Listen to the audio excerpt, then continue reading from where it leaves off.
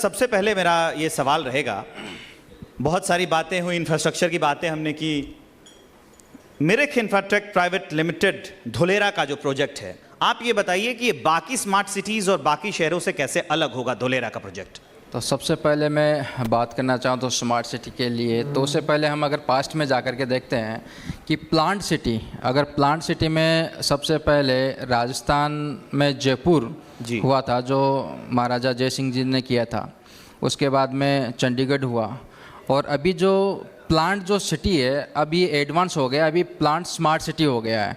तो ये सबसे पहले इंडिया का सबसे पहले प्लांट जो स्मार्ट सिटी है ये धोलेरा SIR है, जो अपने माननीय प्रधानमंत्री श्री गणेश यहीं से हो रहा है। जी, श्री गणेश यहीं से हो रहा है। और ये इनका शुभारंभ करने का वैसे अगर श्रेय जाता है तो अपने माननीय प्रधानमंत्री मोदी जी को जाता है, जो उन्होंने इनकी शुरुआत की थी। सर, जब हम स्मार्ट सिटी की बात करते हैं तो इसको बनाने वाली कंपनीज होती हैं जी, आमतौर पे देखा गया है कि प्राइवेट कंपनियां इसको बनाती हैं जी।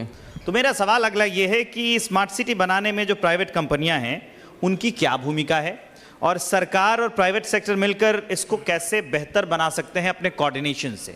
किसी भी क्षेत्र में अगर सबसे मेन इम्पोर्टेंट जो भूमिका होती है वो गवर्नमेंट की नीतियों की होती है। अगर गवर्नमेंट अगर नीतियां नहीं बनाएगी, अगर गवर्नमेंट अगर फ्यूचर विजन नहीं देखेगी, जैसे कि अभी जो गुजरात 2047 का विजन चल रहा है, तो जब तक लॉन्ग विजन नहीं देखेगी तब तक प्राइवेट सेक्टर भी कुछ आगे बढ़ कर के कामकाज नहीं कर सकते।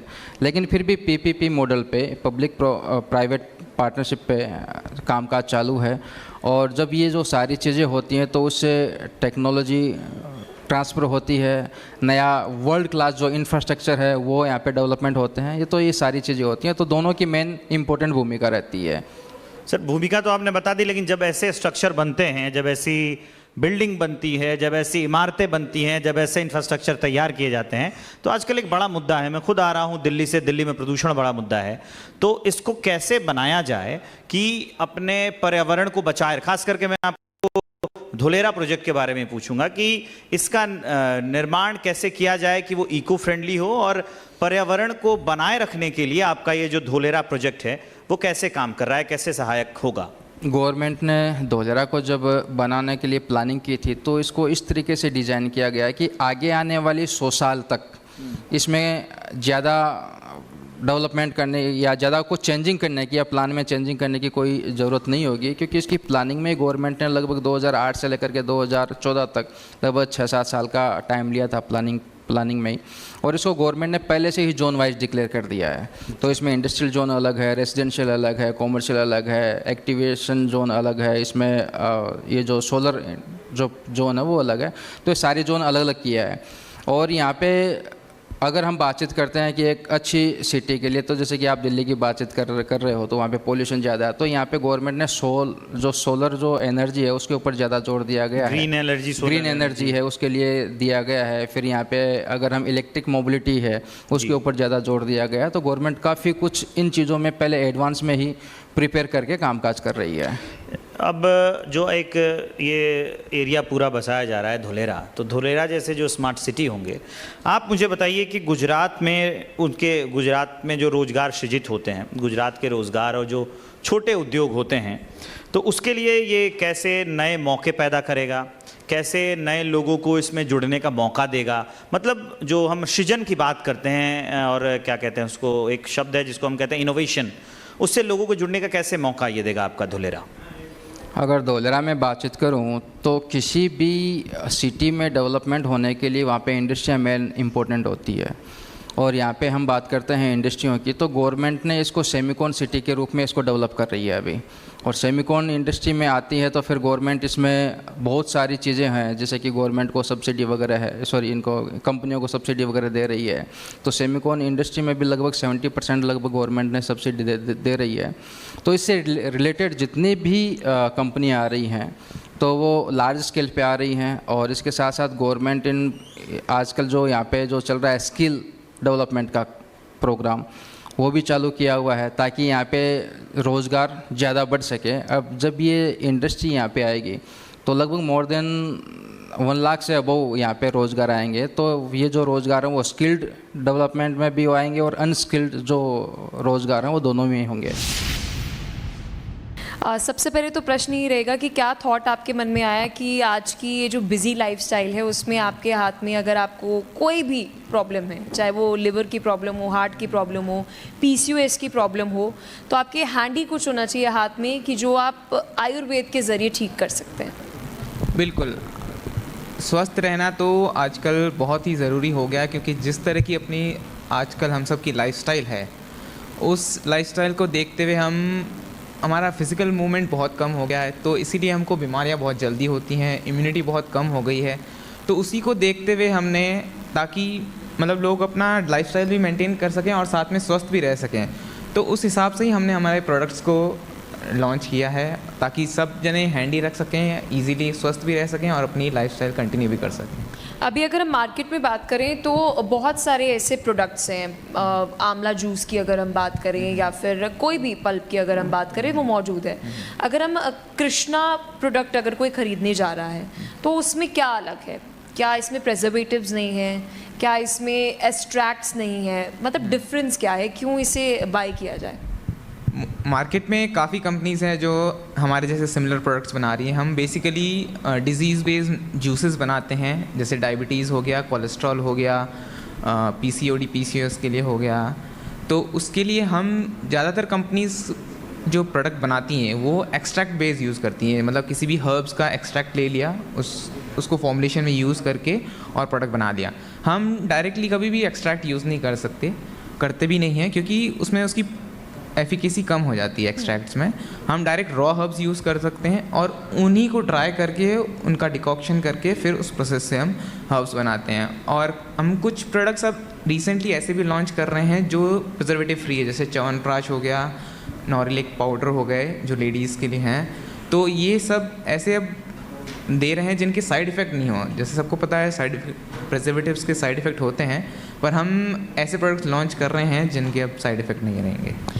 एक्सट्रैक्ट का आपने जिक्र किया कि आपके प्रोडक्ट्स में एक्सट्रैक्ट नहीं होते, अलग होता है, तो क्या आप पल्प का इस्तेमाल करते हैं या फिर किसी एक फ्रूट को ड्राई करके उसको पाउडर फॉर्म में इस्तेमाल करते हैं? कुछ रॉ हर्ब्स जैसे होते हैं जिनको हम फ्रेश यूज़ करते हैं, और काफ़ी ऐसे होते हैं जो इजीली एवरी सीज़न में अवेलेबल नहीं होते हैं, उनको हम ड्राई फॉर्म में यूज़ करते हैं। जैसे आंवला हो गया, आंवला हम फ्रेश यूज़ करते हैं। करेला हो गया, वो फ्रेश यूज़ करते हैं क्योंकि वो थ्रू आउट मिल जाता है।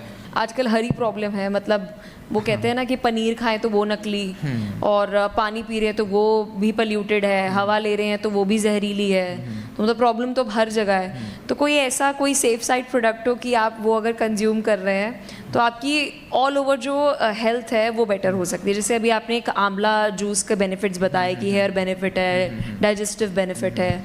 कोई ऐसा प्रोडक्ट हो जैसे च्यवनप्राश आपने कहा कि वो स्टैमिना के लिए भी अच्छा है और उसमें आंवला भी होगा बाय प्रोडक्ट, तो वो भी आपके लिए अच्छा है। कोई ऐसा प्रोडक्ट जो डेली बेसिस पे आप रेकमेंड करेंगे कि ये लेना चाहिए जिससे आपकी ओवरऑल जो वेलबींग है वो होगा, लंग्स भी अच्छे हैं, डाइजेस्टिव सिस्टम भी सही रहेगा? तो उसके लिए आप च्यवनप्राश और एलोवेरा और आंवला, ये 3 ऐसे प्रोडक्ट हैं जो आप डेली यूज़ पे ले सकते हैं, और ये ओवरऑल इम्यूनिटी भी अपनी बॉडी की बढ़ाता है और सारे अपने जितने भी मिनरल्स और न्यूट्रिएंट्स अपनी बॉडी को रिक्वायर्ड रहते हैं वो सब इन तीनों में मिल जाते हैं आपको।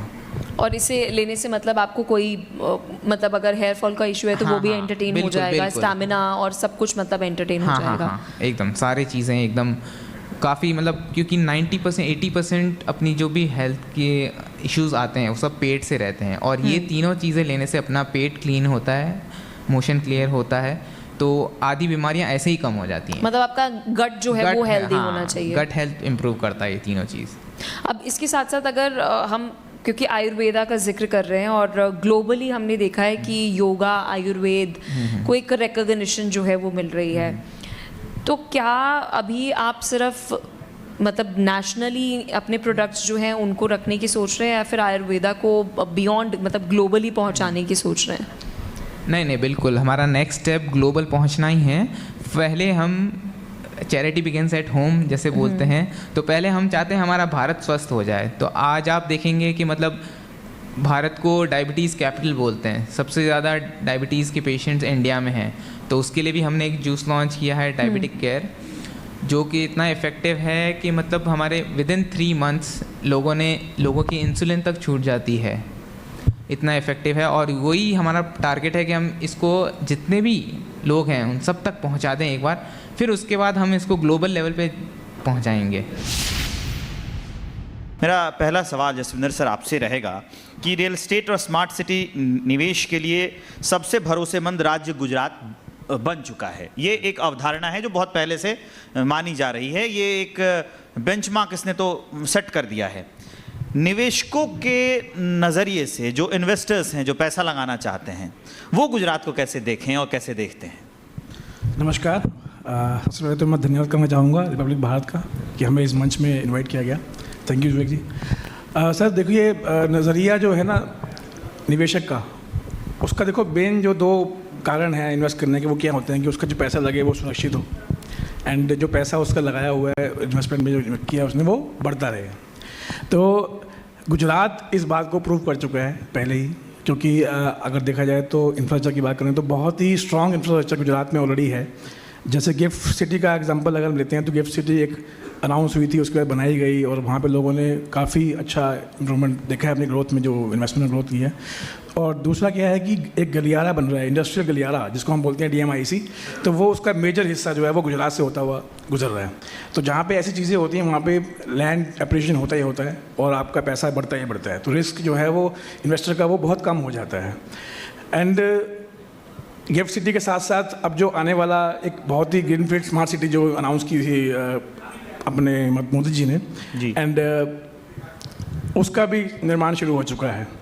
तो जहाँ पे ऐसी हाईटेक सिटी आ रही है जहाँ पे सब कुछ डिग फ्री एंड हाईटेक सब कुछ रहेगा, तो ऑब्वियसली बात है कि वो निवेशकों को अट्रैक्ट करेगा। जिसकी बात हो रही है, देश में इसकी चर्चा भी है 2047 की, आने वाले दिनों में हम जैसे जैसे धीरे धीरे निवेश आता जाएगा, विकसित होते जाएंगे, इंफ्रास्ट्रक्चर हमारा मजबूत होता जाएगा। तो ये सवाल मैम मेरा आपसे है कि जब विकसित राष्ट्र बनेगा भारत, तो गुजरात के रियल एस्टेट का और शहरी विकास का कितना योगदान होगा? देखिए 2047 में जब भारत विकसित देश बनेगा तो गुजरात जो एज अ स्टेट, उसका राज्य का एक बहुत ही अहम भूमिका है। गुजरात के जो भी प्रमुख शहर हैं, चाहे वो अहमदाबाद है, वडोदरा है, सूरत है, गांधीनगर के गिफ्ट सिटी है या फिर धोलेरा SIR है, ये कोई एक सिर्फ रहने की जगह नहीं बन रह जाएंगी, ये एक लिव, वर्क, प्ले और एक इनोवेटिव हब के रूप में सामने आएगा। यहाँ पर रहना लोगों का एक सपना बनेगा, क्योंकि आप धोलेरा जो SIR है कि अगर हम पर्टिकुलर बात करें तो फर्स्ट ग्रीनफील्ड स्मार्ट सिटी बन रही है यहाँ पर। मतलब एक आपको वर्ल्ड क्लास एमिनिटीज़ आपको यहाँ पर मिलेंगी, तो कौन इंसान यहाँ पर नहीं है आके रहना चाहेगा या काम करना चाहेगा। और इसमें आपकी जो भी कि आप कह लीजिए कि जो धोलेरा SIR है या गिफ्ट सिटी है, ये एक आपको ग्लोबल गेटवेज के रूप में सामने आएंगी।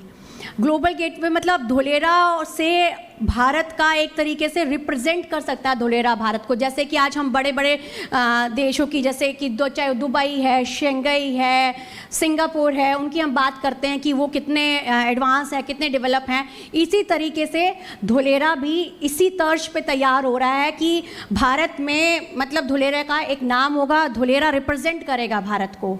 और मैं इसमें कोई अतिशयोक्ति नहीं होगी अगर मैं कहूँ कि रियल स्टेट में, गुजरात के रियल स्टेट में, धोलेरा में या फिर गुजरात के पूरे स्टेट में ज़मीन के जो है पर स्क्वायर फिट के हिसाब से नहीं, वहाँ पर रहने की क्वालिटी ऑफ लाइफ के हिसाब से ज़मीन बिकेगी।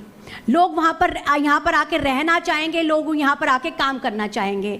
तो जैसे आज की डेट में होता है ना कि पर स्क्वायर फिट का क्या रेट है, इन्वेस्टर जानना चाहता है। उस टाइम पर लोगों को लगेगा कि यहाँ पर क्वालिटी ऑफ लाइफ इतनी मिल रही है कि मुझे क्वालिटी, मुझे पर स्क्वायर फिट के मुझे नहीं फ़र्क पड़ता क्या है क्या नहीं, बस मुझे यहाँ पर रहना है। मतलब तो ये फ्यूचर है, निवेश की परिभाषा बदलने वाली है। बिल्कुल बिल्कुल बिल्कुल। विकसित भारत में रियल स्टेट का, गुजरात के रियल स्टेट का एक बहुत बहुत इंपॉर्टेंट रोल रहेगा।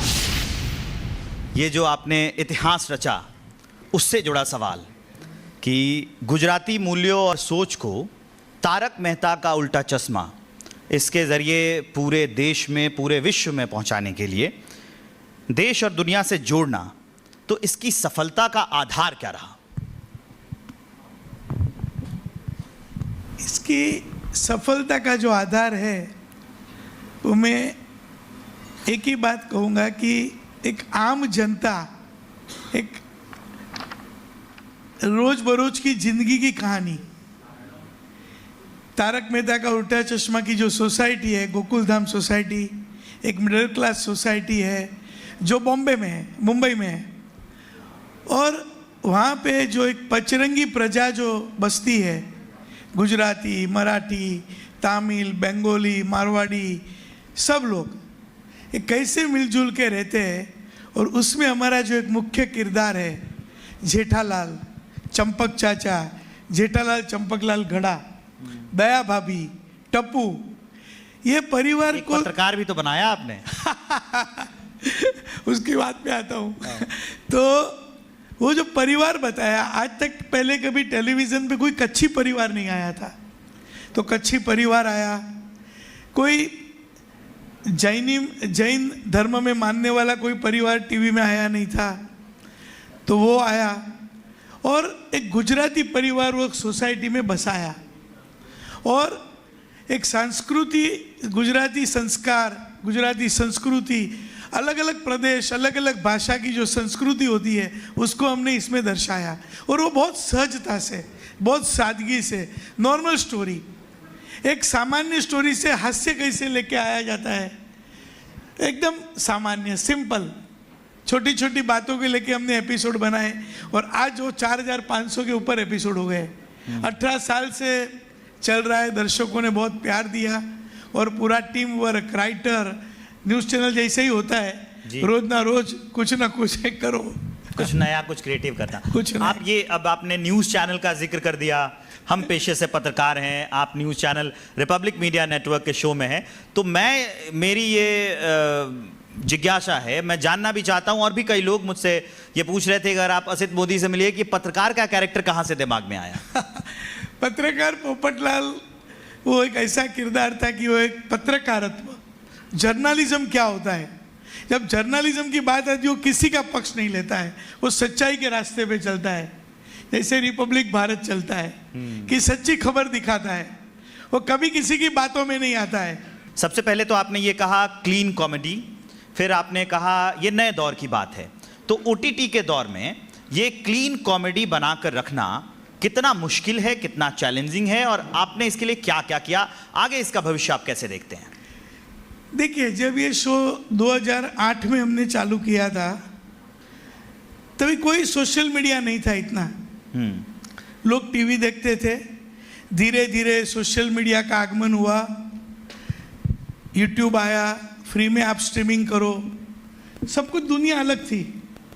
और आज 2025 है, दुनिया बदल चुकी है, AI के ज़माने में डिजिटल क्रांति हो गई है, इतनी सारी चैनल्स, इतने सारे डिजिटल नेटवर्क, तो बहुत बदलाव भी आए।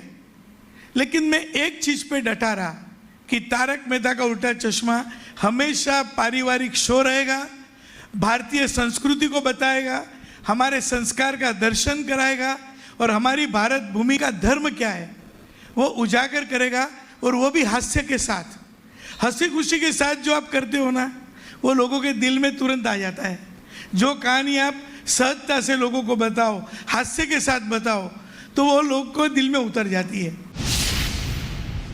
अब आपकी जर्नी के बारे में सबसे पहले मैं पूछना चाहूँगी, क्योंकि आजकल हर कोई चाहता है कि वो फेमस हो, हर कोई चाहता है कि यूट्यूब पे वीडियोस बनाए, या तो कॉमेडी करें, रोस्टिंग सेशन करें, और या तो मेकअप इन्फ्लुएंसर बन जाए। लड़कियां तो अमूमन यही चाहती हैं।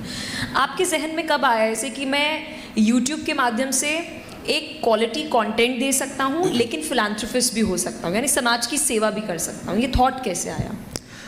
पहले तो जब भी पहले की बात कर रहा हूँ कि जब मैंने शुरुआत की थी काम की, तो बहुत लोगों ने मुझे बोला था ये क्या कर रहा है, क्योंकि ये बात कर रहा हूँ मैं 2014 की बात कर रहा हूँ। वो टाइम पे मैंने सोचा, मैंने एक मूवी बनाई थी, तो मूवी में मुझे ऐसा लगा कि हमारे भारत में या मुझे लगता है हमारे गुजरात में मार्केटिंग की बहुत कमी है।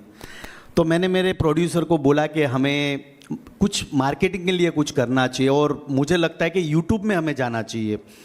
तो सभी लोगों ने मुझे बोला कि ये क्या चल रहा है, ये कुछ नहीं चलेगा, सोशल मीडिया ऐसा कुछ होता ही नहीं है। पर मैंने मेहनत की और लोगों को पसंद आया। वो पसंद आया, लोगों ने इतना अप्रिशिएट किया मेरे काम को कि यार गुजरात में सोशल मीडिया में हस्बैंड वाइफ के फैमिली ड्रामा जो चीज़ें हो रही है तो वो लोगों को बहुत पसंद आई। वो पसंद आते आते 5-6 साल चले गए। मुझे ऐसा लगा कि गुजरात में जितने युवा वर्ग है वो कन्वर्ट में ज़्यादा बिलीव करते हैं। मतलब कोई चीज़ उन्हें अच्छी लगती है तो वो स्ट्रेट फॉरवर्ड बोल देते कि भाई ये अच्छा है, ये बुरा है। तो मुझे ऐसा लगा कि भाई हमें कुछ अच्छा करना है या युवाओं को अच्छी चीज़ें आगे ले जानी है तो हमें ये चीज़ करनी चाहिए। और मैं ये समझता हूँ कि ये सब भगवान ने लिखा होता है और होता गया। मैं पेशे से सॉफ्टवेयर इंजीनियर था। मैंने मास्टर महाराष्ट्र से किया, पूना यूनिवर्सिटी से। एक दिमाग में ख्याल आया कि मुझे ये फील्ड में आना चाहिए। धीरे धीरे ये फील्ड में आया, मूवी में आया, फिल्म मेकिंग में आया। उसके बाद यूट्यूब की शुरुआत की। बट यूट्यूब की शुरुआत करने के बाद जो सेवा का भाव मुझ में जगा वो मेन रीज़न है कि गुजरात में 2020 में साइक्लोन आया था तो बहुत सारे घर गिर गए थे। तो मुझे ऐसा लगा कि आज के दौर में लोग अपने बर्थडे का जो सेलिब्रेशन होता है केक कटिंग से करते, पार्टियां करते, तो मुझे मेरे दिमाग में आया कि ये सब चीज़ें नहीं करनी है। और गुजरात में जो साइक्लोन आया है तो मुझे वहाँ मेरी टीम को लेके जाना है। वहाँ पे गया और बहुत सारे घर गिरे दिखे मैंने। तो मुझे तुरंत दिमाग में आया कि ये अभी घर बनाना शुरू करते। एक घर का कारोबार मैंने बनाना शुरू किया और 5 साल में 375 घर बना दिए। तो बस ये लोगों का प्यार है और रोज़ ये सोचता हूँ कि युवा इस फील्ड में आ गए हैं।